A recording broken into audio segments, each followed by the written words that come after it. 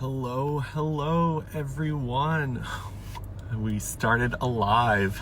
It is Tuesday? Yeah, Tuesday, right?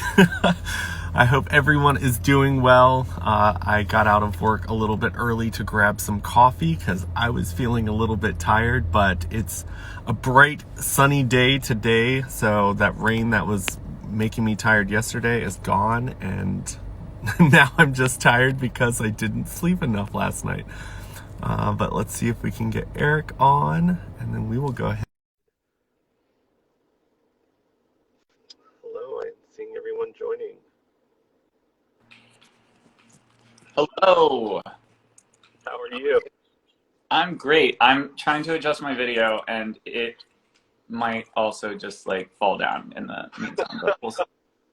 You've got Okay. to have one of those like makeshift tripods for your camera. I know, I need one of those little spider thingies or something, but I admit this is my first time ever doing a live, I think. So Yeah. I don't know what I'm doing. Also, Well, my phone welcome is to the plugged live in world. right now because it's low on battery, so I'm like balancing it on the little plug. So, you know, Oh, fun. So if you fall over a if couple I times, fall we'll know over, why. that's and you hear a string of curses, that's why. So you're in your jungle home. I'm gonna flip my camera around really Yeah. quick so you can see where I'm at, because I Oh, wow. yeah. I So feel you kind of buried the lead on your location being in your car. That's amazing.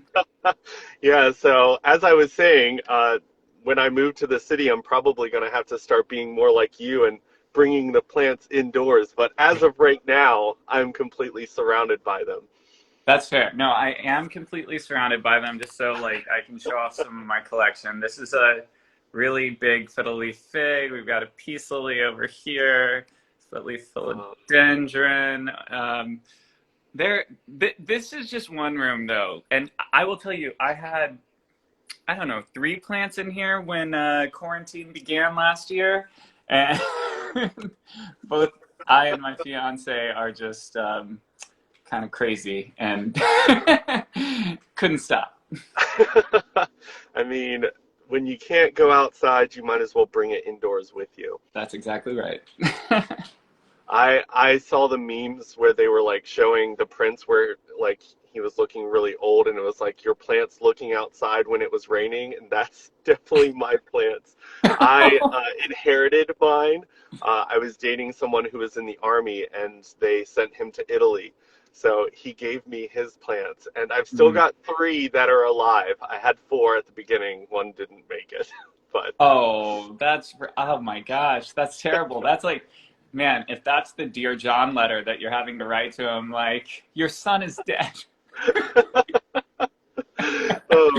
it just wasn't meant to be where I lived. Like nothing I did, I researched. Like I was trying so hard, and I just couldn't keep it alive. Yeah, it's all right. They're all a learning curve. You know, everybody tells me that succulents are the way to go, unkillable. And yet, I can keep all of these plants alive, and I cannot keep a succulent alive. I can't explain that. They always just shrivel and die. I don't know. Yeah, we're just not the right caretakers for those specific species. Exactly. There you go. Well, I will let you go ahead and introduce yourself so people know who you are, and then we can kind of jump into the discussion because I think that we've got a really fun one today. Yeah, no. Well, my name is Eric Angelo, and yeah, I am an Army officer, if you can believe it, despite the haircut. More on that in a minute. And I'm also well, until recently, I'd be saying I was a law student, but I graduated on Sunday, and so I am in the Congratulations. process. Thank you, thank you. Yeah, so I'm in the process of studying for the bar, which will be in July, and so I'm kind of an in between person right now because I've had 3 years of study on this. Before that, I've had time on active duty and everything, but I've been a lot of things over the years, and now finally, I'm not quite anything just yet. Oh, that's great. I feel like a lot of us can relate to that for sure. I think that, Yeah. I mean, right now I'm also in transition between a lot of different things, so I'm right there with you for sure. I think I think I've been following you for probably several years now on social media, and you were always like popping up in different places, and then you finally like landed over here near DC. Like you are at the top of Yeah. Skyline Drive in DC, and I'm at the very bottom, like the last Yeah. exit of Skyline Drive right now. Yeah. No, well, it's absolutely gorgeous over there. I'm kind of jealous of you for just like being around all of that nature because you can get a little bit stuck in the concrete jungle out here. That's true. Yeah, I mean, all the DC people last summer discovered that nature existed, and all of our trails where I used to just go and park right at the trailhead, like I was parking like 3 miles back, and it was adding 6 miles to my hike because I had to walk past all the city people. It was just like DC, Maryland, and I'm like, wow, You're like, they how found dare us. you? Go, go back to the concrete where you belong. Go back to the city. We don't come and invade your space. That's right. I feel you. I feel you. Awesome. Well, I think that what we wanted to discuss in this live was just like the transitional things that we've gone through in life. Like you talked about kind of how you've been through quite a bit of transitions. When you were first kind of at the beginning phase of all of these transitions, was where you're at currently, was that in the plans for these transitions, or did that come along a little bit later? Yeah, I honestly can say that there is not much about my life that back in the day I would have been able to anticipate that I would be getting to this point. I grew up in Texas, so shout out to anybody who is from Texas as well. I grew up on a farm outside of Houston, and I was in this very conservative environment. Um, I was actually about 5 or 6 when my parents told us kids that we were going to be joining this organization, which I later realized was a cult, which is sort of a strange way to start your childhood, I suppose. But yeah, so we moved out. Kind of the goal was to get away from the institution, from the rest of society, and be able to forge our own path. Um, that organizations followed, even though it was a very conservative Christian organization, it also followed the teachings of this one guy, Bill Gothard was his name, who wrote these things called wisdom books, and everyone in the organization was homeschooled, and the women were subject to the men. Music that had a backbeat, rock music, could channel demons. There's a lot to go on right there, probably larger than the scope of this discussion. But because of that, and that being my background, my idea of what my future might look like, could not have included being engaged to be married to a man. It really didn't include, in large part, being kind of like a part of the system, if you will, in as much as being a lawyer and also hoping to work for the government. That just wasn't something that I would have imagined. Back then, my earliest goal actually was I wanted to make movies, and that was going to be my way to change the world, right? I I wanted to particularly make Christian movies and kind of witness to people through those. And so because of that, I applied to colleges out in California, and it may only be partially true that I also had the idea in the back of my head that, well, if I can just get out of Texas and get to somewhere that's a little bit more chill, then maybe I can be more myself. And so, yeah, so I guess when I was 18, I escaped the farm and I made my way to film school, and I did all of that.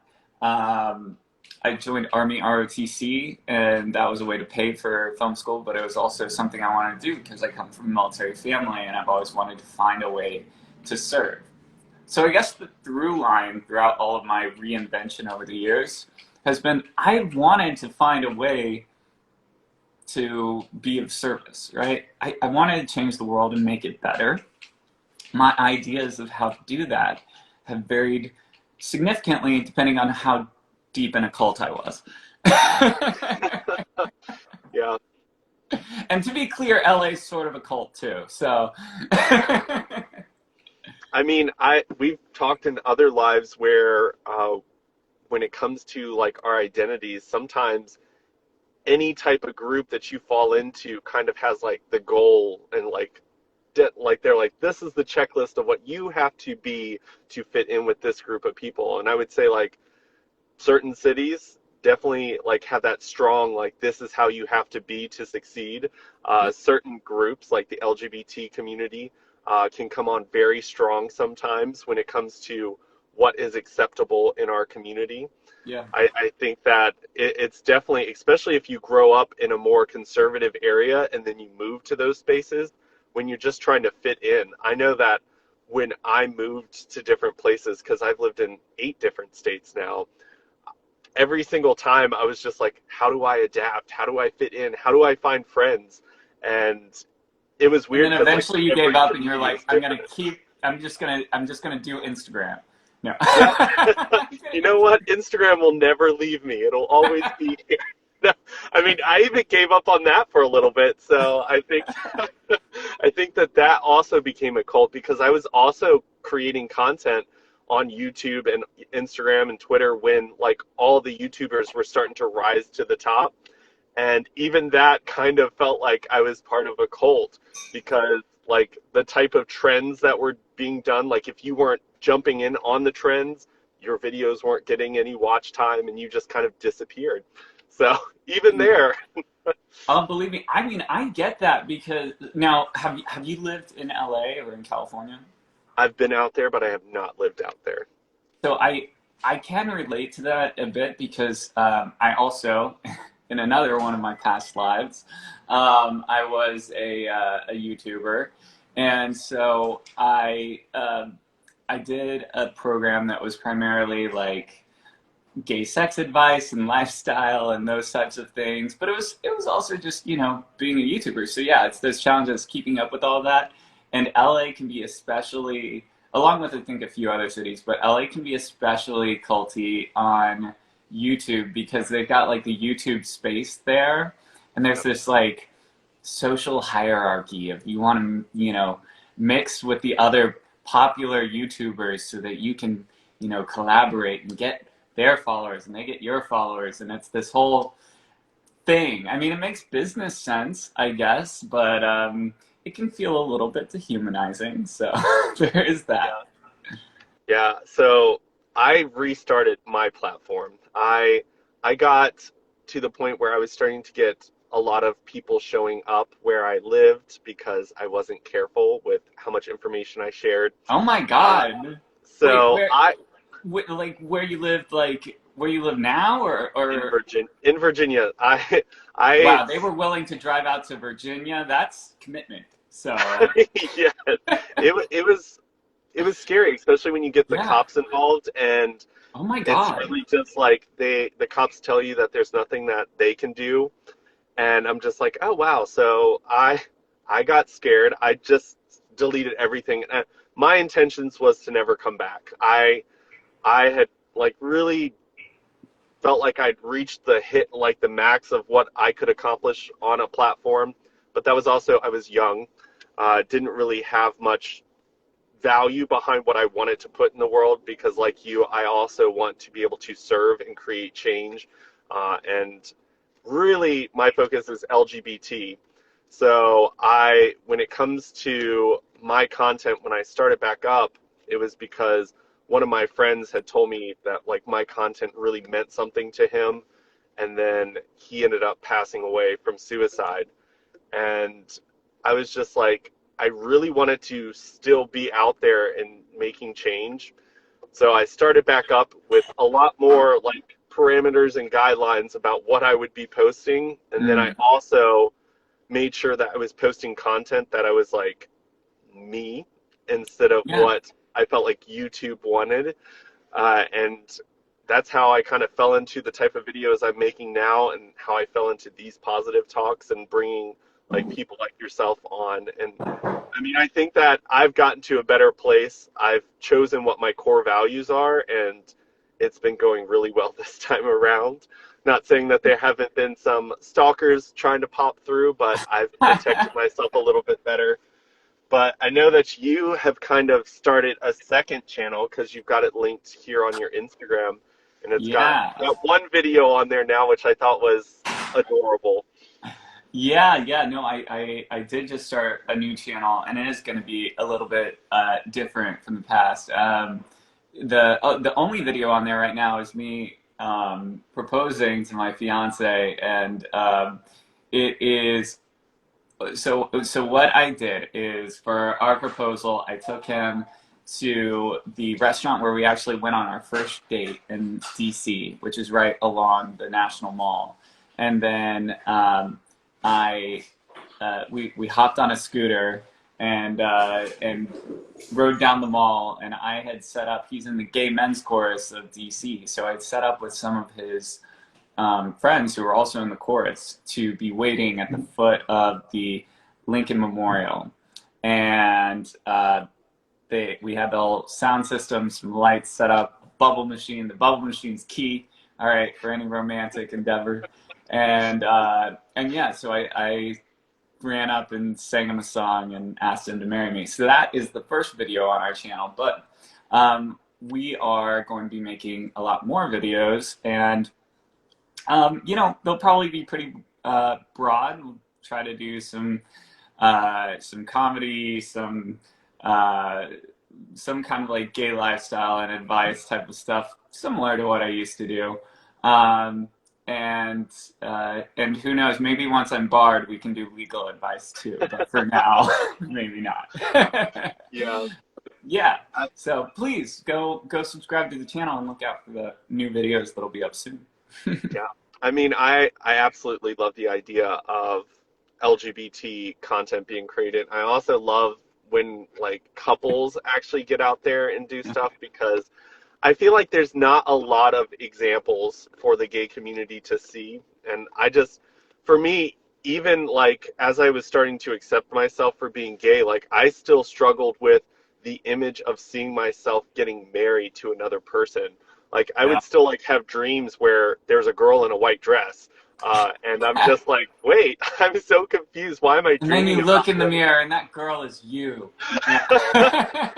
Then I turn around and I realize, no, I just think it's great because like you see people like Mark and Ethan that have gone out and created content of being together, and of course they have split. Do you know who Mark and Ethan are? I do. I don't know them personally, but I do know of them. Yeah. I feel Yeah. I feel like that's so hard on your followers. Honestly, people who followed you for years as a couple, and then if you break up, God, it sort of drives a stake in the heart of the idea of happily ever after. But Yeah. my fiance Colin and I will not be breaking up. Promise.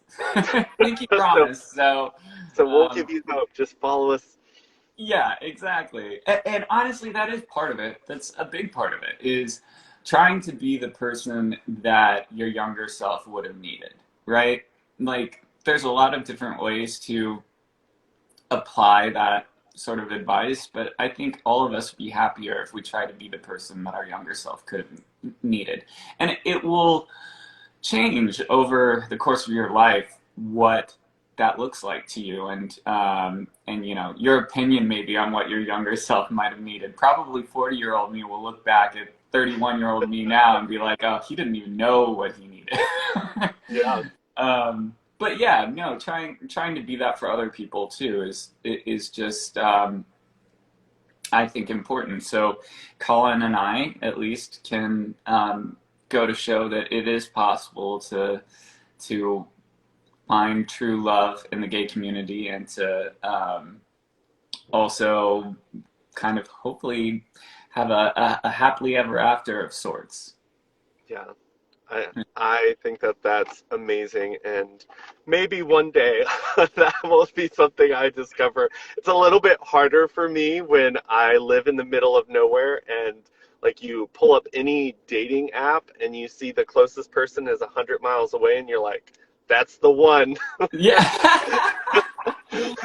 Oh no, that's so true. It's really strange, and I think it's extra strange for gay folks because we are such a proportionally smaller percentage of the population. Although I do understand that Gen Z, it's like a third of y'all identify as being LGBT, which is crazy and awesome.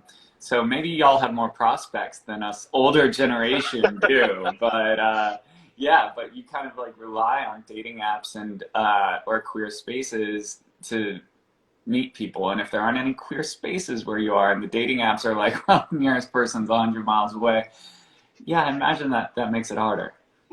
Yeah, it's always a little bit hard to convince someone that 100 miles is worth the drive, because Oh, especially when baby, you're in you're the worth a 100-mile drive. Don't you worry. it's like, we can slowly get to know each other. We can visit once a month. I mean, I know that like being in the military, you've probably had to deal with distance being something that impacts your relationship every once in a while. So I'm Yeah. sure that that's something that you're familiar with. I know that my last relationship where I was dating someone in the military, the pandemic didn't play a good role in that relationship, blocking travel, but it was definitely something that right from the very beginning, I had to make myself aware like travel is going to have to happen here, and there's going to be some time when distance is going to be there, and I won't be able to travel where he goes. But I think that ultimately the pandemic blocking all international travel really hurt that and made it not work out so great. I know, and I mean, for DoD personnel anyway, you for the American military, you can even travel domestically. And I do know because actually, so the reason that I have this, luscious long hair at the moment is because I'm in the reserve right now, and I'm a certain type of reservist that I only go in one time a year, and I just do all of my service for like about a month a year. Um, and last year during COVID, I got called up to go in and work on the Army's COVID response. And it was super sudden. I literally had, it was either 2 or 3 days of notice before they asked me to go fly out back to Texas, actually, to San Antonio to help for 5 months. And this was also in the middle of law school. And so Oh, my classes had just moved online, but I still had a month more of classes in the semester and then finals.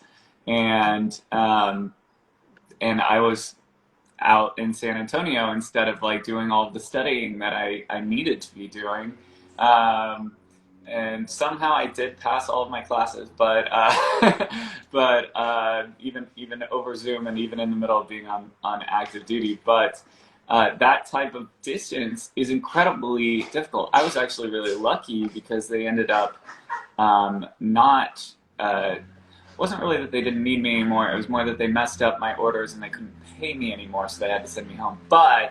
Um, but it was really hard on our relationship to know that we were going to be apart for 5 months. And it's just once you found your person, you want to be near them, and prioritizing that is really important. I don't know how people who do long term relationships, or excuse me, long distance relationships for the long term. Excuse me. I think I know how people do long term relationships, but I don't know how you do it. That's just, I need that physical touch and closeness. You know what I mean? yeah. I think that definitely adds on to, and then like the distance where you miss them, that kind of hurts even more. So like talking and saying you miss them only feels so great for so long before you're like, this is just a lot of pain with no guarantee of when it's going to end. So I think that that's kind of a transition Yeah. that we decided that it'd be best if we just flipped to the friend thing and did our own thing, focused on ourselves, and figured out what we wanted to do with our lives because we don't know where our lives are going to take us. I mean, my life is Yeah. my company that I currently work for downsized and got rid of most of us. So like for me, I was just like learning how to shift and change my goals in life and figure out what I wanted to do next. So Yeah. I transitioned that way to where I really needed to put a lot of focus on myself and I needed to be in a good headspace for that. And so figuring that out was really important for me because moving to a city wasn't like Richmond wasn't the original plan, but we're going. We'll see how that goes. But I think that when I really took the time, which I think the pandemic helped a lot of people do, we kind of got to sit and listen and think to ourselves, like, what do I really want to be doing? And I think I figured that part out. So we'll see how that plays out into things. But Yeah, that's an incredibly positive takeaway is like having had the time to really sit with it and decide what's important to you. Um, you're probably more aware than ever of you know, what you want to do with your life. I think all of us probably are a little bit, you know, for reasons either in or outside of our control through the pandemic, losing jobs, having to move, whatever. All of us have kind of had to face that thought of what's important to us and where do we want to take it from here. So I think that's at least one good thing that we can take away. yeah, I mean, all of it can be like, if you flip it in the right perspective, like, I think that we've learned a lot. Like, I don't think any of us before this pandemic thought that we would be able to make it through pandemics, especially one that's lasted as long as this one. I don't think a lot of us realized that we could lose our jobs and find something better, because I think Yeah. that a lot of people are starting to find things that are better. And as we're starting to return more to a normal, like we do kind of have that choice now to make a shift if we want to. And I think that that's important for people to realize. Like, even before the pandemic, you do have choices to make shifts that will better your life.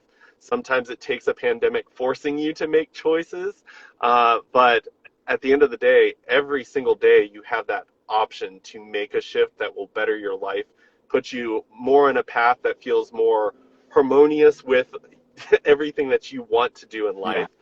And I mean, for you, like you became a plant dad. Um, Well, you, yeah. No, I mean, actually, I think what you're saying is right, and it's a choice that you also can make repeatedly throughout your life. It's not. Um, I kind of reject the idea that there's any one given path for us, and that we just have to constantly reevaluate and figure out what the next path is. There are an infinite number of forks in the road. It's just the decision that you make of which side you want to take every day. And so for me, yeah, it was one, getting myself out of that environment that I talked about where I started in, where I was, you know, in a, uh, you know, really oppressive organization for gay people. And then getting out to film school and trying to make telling stories the way that I, you know, fulfilled that abiding principle for me, which is, you know, finding a way to be of service to others. And then it honestly was that I wasn't seeing the success in that career that I had hoped for. And I realized that there probably wasn't a dotted line from working these low level jobs in the film industry to being a creative and telling the stories that I would want to tell. So, you know, and throughout that time period, also working in the Army and occasionally going for, you know, years at a time on active duty and serving in that way, I kind of had a basis of knowledge to work off of being, okay, what's my next decision that I need to make? How can I get closer to that prime goal for me? And that was ultimately what led me to the law. I looked at the resources that I had. I had access to the GI Bill scholarship program from my Army service, and I realized that I could go to graduate school. And I had thought back at what I'm good at, and I think that I'm a good communicator. I think that I care deeply about justice. I care deeply about restorative justice in terms of not just meting out punishment against people who've done wrong, but finding ways to help them and to help them integrate back into their communities, and in so doing to actually help their communities survive and thrive. And so seeing that as a new way to kind of achieve that overall goal, that's why I ended up applying to law school, and which was a whole complicated process too, because you have to take the LSAT, which is the law school admissions test, and then I decided I was going to do it only, I think, 2 months before the test was. People usually spend I don't know, 6 months, 9 months or something preparing for that test, and half of that time I was in Africa working for the Army. So I wasn't really doing much studying, but somehow it all worked out, and I ended up getting into a law school that I was really happy with. And now I'm able to kind of continue to pursue my prime directive. Ignore the Star Trek phrases.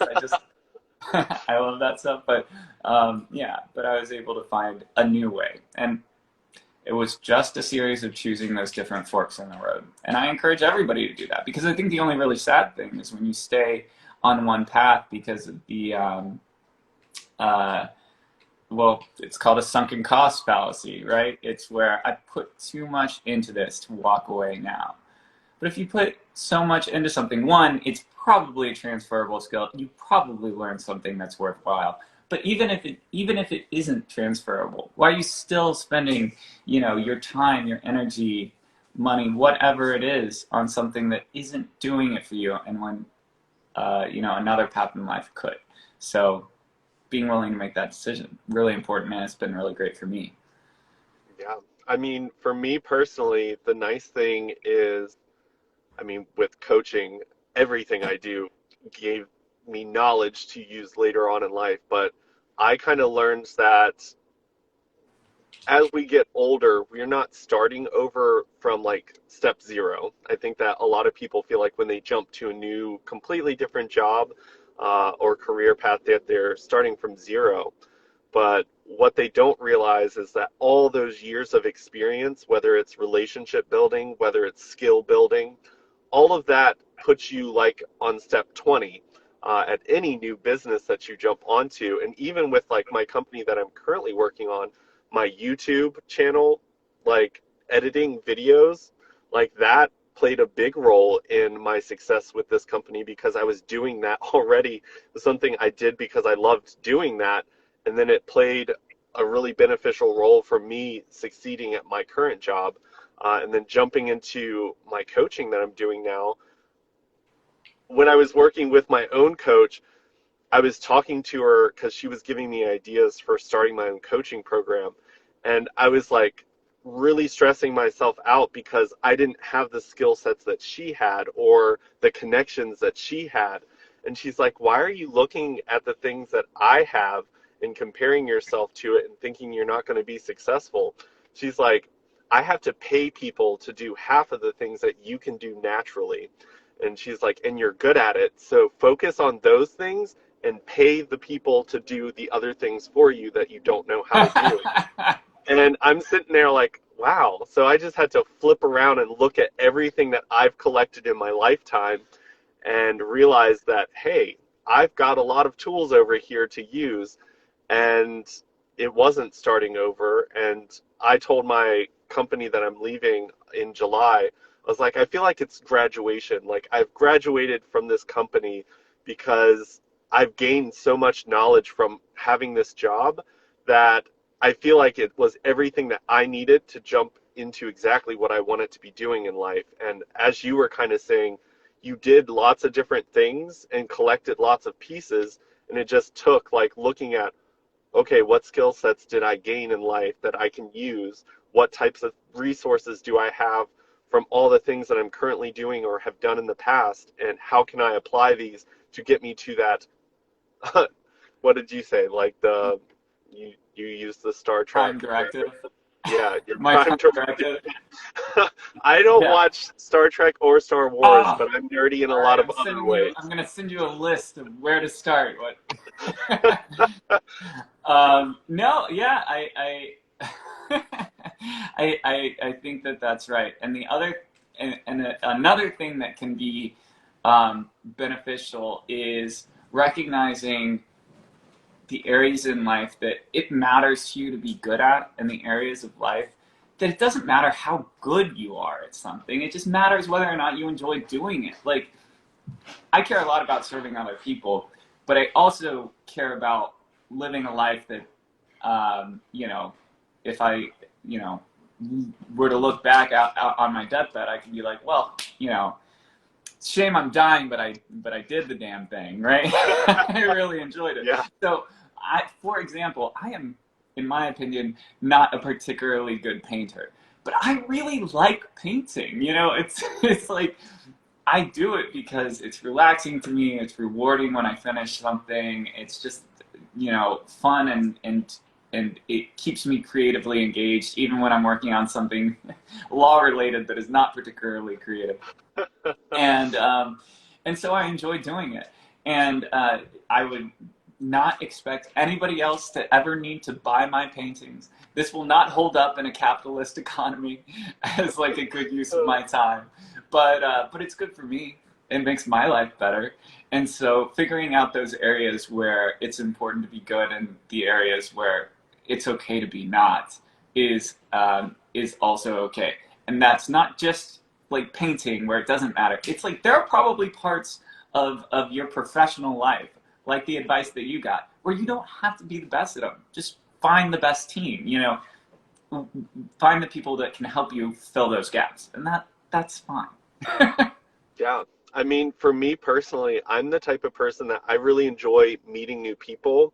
I really enjoy experiencing new things. And I think that my passion for those two things in itself has really helped open my mind to all the possibilities that I have in life to try new things and create a career that actually brought me joy. Because I mean, I started off as a really super shy, very conservative child. Uh, Even when I came out and like started hanging out with the LGBT community, like I was very closed off. A And conservative child, that's such an image in my head right now. like I felt bad because like I remember judging people at my school.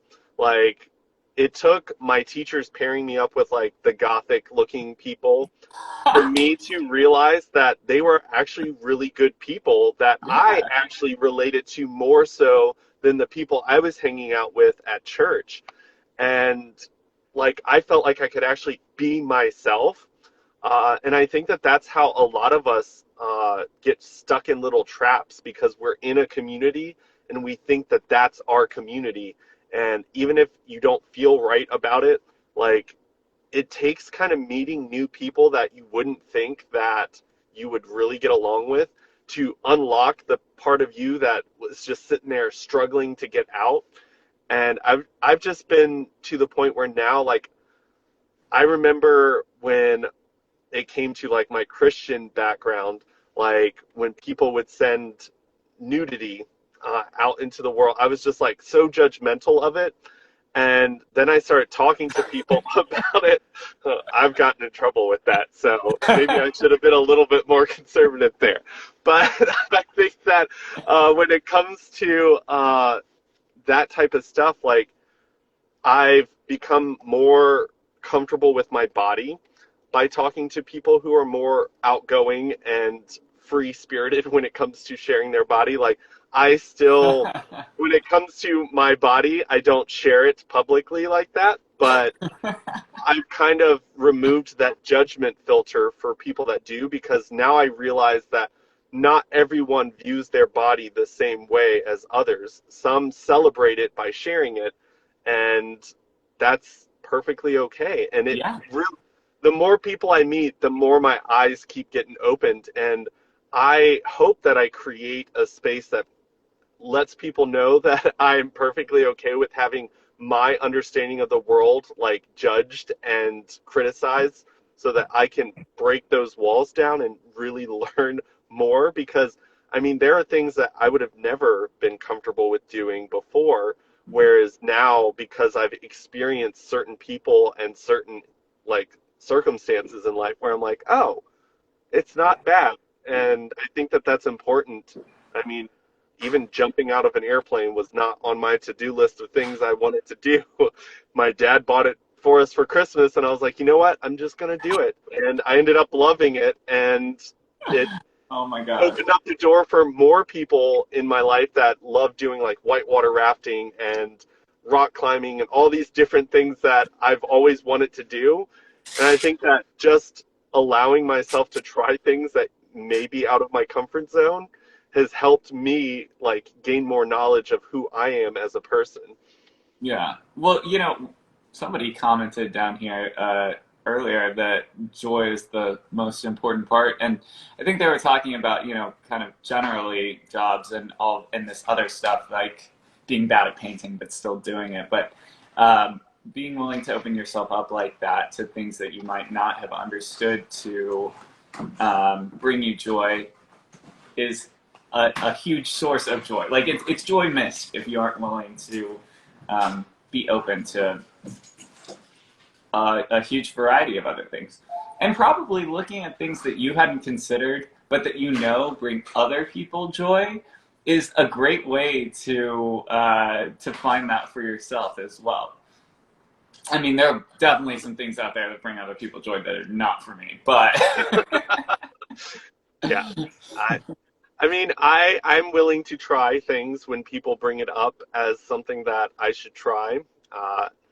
I This past year, my Star sister's Trek. boyfriend is a Marine, and Yeah. him and I have had discussions around like guns, and my family, we just don't have them, and so I was never really You're in Virginia exposed and to you don't them. have guns? That's crazy.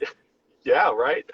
But like, I'd never experienced them, so my mindset and my understanding of them was from a space of ignorance and not understanding it. So he asked if I'd be willing to go and like shoot some of his that he had. And I was Mhm. like, you know what? Might as well try it. I mean, I'm not against it. It didn't really shift my opinion too much, but it did make me less scared of the physical gun. And I guess if one day I ever need to use one, I know how to now, or at least the ones that I shot. Yeah. But I think that experiencing that, it came from someone who shares a very different perspective than I did, and I definitely learned from that experience. Uh, and I think that it's important for people to realize that you can try new things and not have to change your thoughts on them. Like you can try it and still be like, you know what, still not really a fan of it. Yeah. Well, that's true. I mean, how are you going to know for sure and unless you try it? I'll try anything twice. You know what they say. Yeah, he wanted me to, I don't know what they're called, like the disc things that you throw. But he wanted, Frisbee? no, like A when discus? when you're shooting Oh, them. clay pigeon. Yeah, so he wanted me to try that, and I was like, first off, I had a hard enough time trying to shoot a target that was just sitting there. I do not want to shoot a gun and move it trying to hit anything that's moving. Okay, So, but it was probably a shotgun, right? It's yeah. like, it's a spread. Well, You're not, he it's, had a lot of different guns, so I tried a uh, lot of different things. oh, okay.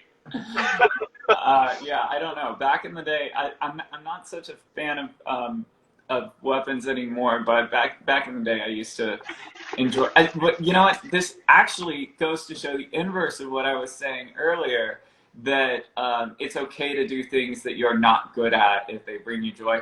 it's also okay to not do things you are good at if they don't bring you joy. I happen to be a very good shot. I am an expert marksman according to the army, but I don't like it. Don't Yeah. like it. It makes me uncomfortable. I know how to do it, and I suppose like yeah. If I need to use those weapons, I definitely can. But just if it doesn't bring you joy, that is okay. You know, go with God, and it's fine. Yeah. Sometimes you have to be able to just walk away. And I think that it's important for you to be comfortable enough to tell people that that's not your thing. I think that that's another thing that keeps a lot of people in spaces where they're not experiencing joy, is because of their peers around them. I've gotten very good at.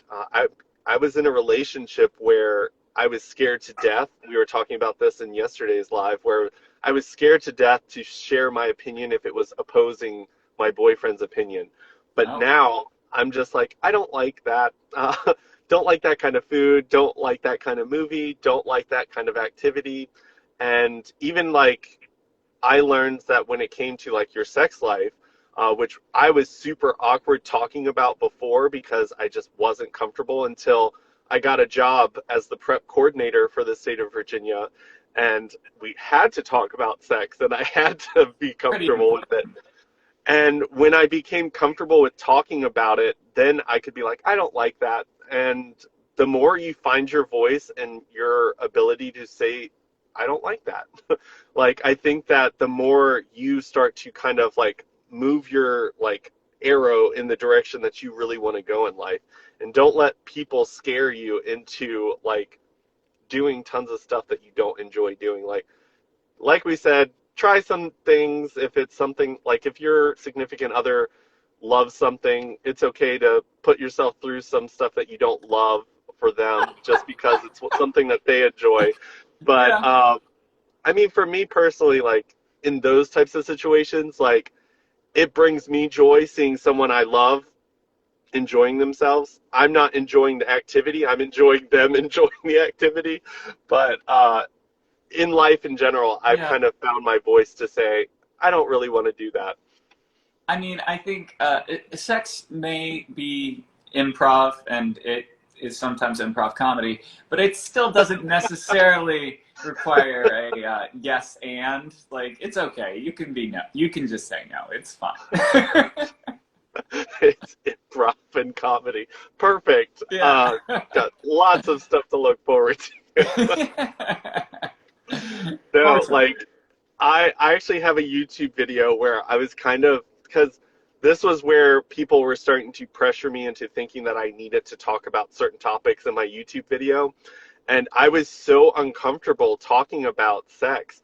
And I would be, also, it's hard to talk about that on YouTube and not lose your monetization because YouTube I know. My is first rough. channel demonetized. They claimed that I was producing content that was, I forget the wording, but it was like purely designed to like sexually arouse. And I was like, okay, that is not Oh, true. I was telling people like how to bottom. I was not showing people how to bottom, okay? That's very yeah. different. If you Oh, honestly, if you're getting turned on by the vast majority of my videos, that's concerning, and you should probably like look into that. But yeah. I my mean, top video was about how to avoid a bottom disaster. Okay, it was like it oh no. actively featured me pretending to like make a mess in bed. That's not sexy, and it got demonetized. I mean, I feel like those types of things need to be discussed. I was definitely very I thought you were going to uncomfortable say being. those types of things need to be demonetized. No, I'm no. like, fair. I think that in the United States we've got this weird like conservative behavior that, because like in other countries, like they talk about it openly. Nude beaches are everywhere in other places. But like here in the United States, we have this weird idea of what is like acceptable to speak about. And I Yeah. started realizing that a lot of my issues were because the topics that were so taboo to talk about were the things that I needed to talk about to become comfortable with myself and comfortable with being a part of the LGBT community. And I was just like, you know what? I'm going to try to have a video where I talk about this stuff without getting demonetized. And I'm like, okay, so when the guy down there tried to like talk about it without saying it, because I didn't want to be demonetized, but I also was just so awkward talking about the topic. But I realized that I needed to do that. I needed to become more comfortable with it. And then that started bringing in more people into my life that actually made me feel more comfortable about talking on that topic. But I mean, schools don't teach the gay community anything, and sometimes the experiences that young gay people have are very dangerous to their sexual health, to be experimenting without any type of knowledge or like warnings before they get into those situations. So I feel like Yeah. that type of content needs to be out there. And Yeah. like you, some of my most popular videos are those types where I'm like first time bottoming, Yeah. like rim job, like those videos like rose to the top. I don't And I think was I just ever like, did one on rim jobs. Wow, I missed an important part of it. Yeah, no, I mean, I think those things are important, and as evidenced by the fact that I still have people come up to me. I still have these much younger gay men come up to me and remember that I did these videos like I think most of them were like 7 years ago. Um, I really didn't do it for that long. I did it for like two, maybe 3 years, probably about 2 years. So anyway, but it was about 7 years ago, and I still have people come up to me and be like, "You taught me how to bottom," and I was like, "I don't think we've ever had sex." Uh, oh, that's great. um, or worse, I used to watch you when I was growing up. I'm like, you're a full adult. All right, this is not Oh, acceptable. Don't come for me like this. that's great. I mean, when I go to like VidCon and stuff like that, I still have people that have followed my first channel that I deleted. Unlike yours, like yours is still out there, mine is gone. But Yeah. people still find me on my new social medias and they're like, "Oh my God, you have new stuff." And I'm like, "Yeah, I deleted all the other stuff." But it's very interesting when people come up to you, and it's also very interesting to be a content creator when people have formed that really strong connection with you because of all the content you put out, but you have zero connection with them as a person, like especially if it's like no picture on their profile. Yeah. And I've had to learn how to talk to people that really know me really well and I know nothing about them. Yeah, it's a talent, isn't it?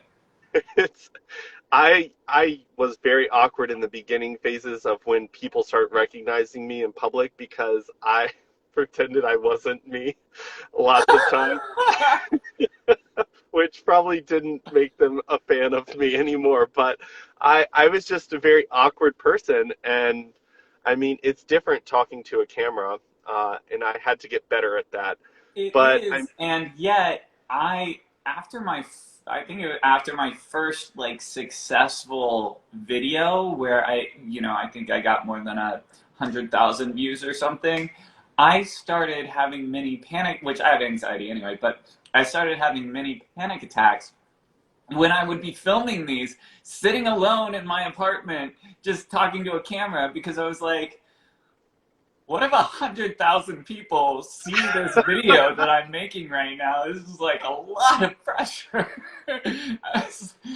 Yeah, it just started freaking me out. I started picturing like the size of the stadium that would be required, and if I had been like standing, on the 50-yard line, just talking to that many people, and I don't know why I tortured myself like that. I should not have been thinking about it that way. That's, I mean, yeah, it's very different. People always talk about, "Oh, why are you so shy?" And I'm like, because it's different when someone comes running at you and they're shaking and excited about meeting you versus me talking to a camera that's not going to come run at me and ask to take my picture." It's different. But yeah, I think that the shift when you start to realize that your content's going to be watched versus when you first kind of start out and you're like, oh, maybe my mom will watch it, maybe my friends will watch it, Well, maybe I they'll was share it. really hoping my mom wouldn't watch it when I was first making the bottoming videos. But, you know. I mean, I've got some videos where I'm like, well, if you're my mom, my grandmother, my coworkers, don't watch this video today. But That yeah, seems I smart. Fair warning. don't watch this one, mom. But yeah, I think that when I started realizing that being authentic online, sharing my awkwardness and the things that I was discovering as I was living my life, I was realizing that that was like a service that I could give to the world. I also I lived through a lot of things where I did stuff that didn't want to do just because one, maybe the guy was cute and I didn't want him to think I was weird, or I didn't know what was acceptable. So like a lot of the content I created was like, hey, like if you don't want to do it, you don't have to do it. Like when I did a video talking about threesomes, I was like, the most important thing to do when it comes to this is ask yourself if you're in a relationship, ask yourself if this is going to be something that you're going to enjoy, or is it something that's going to make you hate yourself later. And I was like, if it's something that's going to tear you apart thinking about it after it happens, don't do it. Yeah. It doesn't matter if your partner's super excited about it. It doesn't matter if he found someone that you want to do stuff with. Like, if there's a part of you that's going to start destroying yourself, don't do it. And I wanted to create those videos just because that's what me as a child needed to hear. Don't Because you were have kind of talking threesomes you about, don't want to have. like, don't do something like that's going to make you disgusted with yourself Yes. later. I Yes. I've never Definitely that. I've never gotten to a point of a threesome because like I kept getting to that point and I was just like, I'm not really comfortable, and I would chicken out. And then I realized that if that's something that's just not for me, like that's okay. And even in the video, I made people aware like, hey, if you enjoy that, if you do it and love it and find people that are also enjoying it, that's there's nothing wrong with it. Yeah. But if you're with someone who has said, I'm not comfortable with this happening, don't pressure it, because I've done things where I got pressured into it, and like it took a long time for me to stop hating myself for doing it. And I was just like, you know what? Maybe there needs to be some people out there saying like, if it's not for you, it's okay. Like, you're Yeah. not a bad person. You don't have to judge other people that do it, because I think that everyone has their own way of like thinking about those types of things, and that's okay. Yeah. No, I think so. And that applies to kind of like all aspects of your sex life, I think. It's just, I mean, it is about you and it's about your partner as well. So, um, communicating with them and figuring out what will end up being a positive experience for both of you is probably a really important thing. I actually think it's more complicated when you're a single one and thinking about a threesome with a couple, because you don't know what their relationship dynamics are. Okay, you don't know who's going to start crying in the middle. So Yeah. that's just you really got to think about that one. Yeah. I mean, uh, communication is very important in any aspect of that. Just because you are dealing with other people's emotions, it's not just yours. And Exactly. I think that once I started realizing that because I would say something like weeks before and then wouldn't say something later, and they thought that my mind had changed, but it hadn't. I just started feeling like I needed to ease up and be less conservative with what I was comfortable with doing. But then when stuff ended up happening, I felt really bad about it, and then I started destroying my self-worth and started like attacking who I was as a person. Yeah. So I was like, you know what? I need to be more careful with what I'm Well, doing.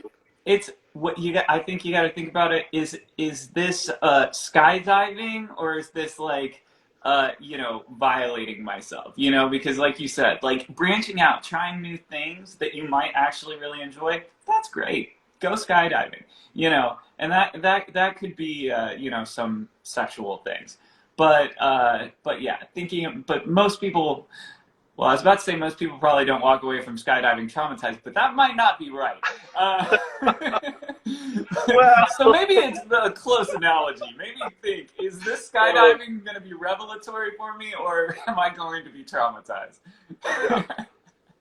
Yeah, I mean, I think that and also like stuff like when I say like threesomes, sometimes communicating with your partner might open your mind to the idea. Like, it's not necessarily like I'm going to stand my ground on this. Like, I think that communication is something that can help you on all levels when it comes to any type of uh, sexual activity that you might be doing with your partner or other people. Like, being better at communicating what you're uncomfortable with and knowing yourself, like why you would be uncomfortable with certain things. Like, for me personally, I know that like rough stuff can't be on the table. Like, that is something like traumatized from a childhood perspective. I'm a Like, gentle babe. You may not rough me up. I just think that it's important for you to like verbalize that so that your partner knows, because like there was one time when like someone put my hands up to the wall to kiss me, and they thought like it was going to be this romantic thing, and like my brain went into like panic mode, You're just and like like me. it's like must kill everyone around.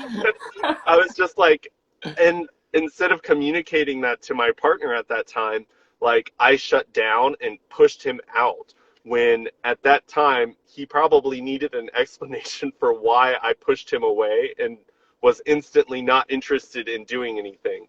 So I think that Right. it's important to be able to communicate those types of things. And I think that that's something right from the beginning you should start to like practice, because I was talking about in a live yesterday when I was I felt like I was the lesser than in the relationship, and I felt like I was lucky to be with that person. So I kept a lot of things to myself because I was afraid that if I shared those things, that I would be left because they weren't interested. When more than likely it would have made things a lot better for me, would have cut out a lot of anxiety. And I think that it's just important for you to realize like that type of stuff needs to be discussed. Yeah, no, absolutely. I'm not a dog. Please don't ask for rough from me. Awesome. Perfect.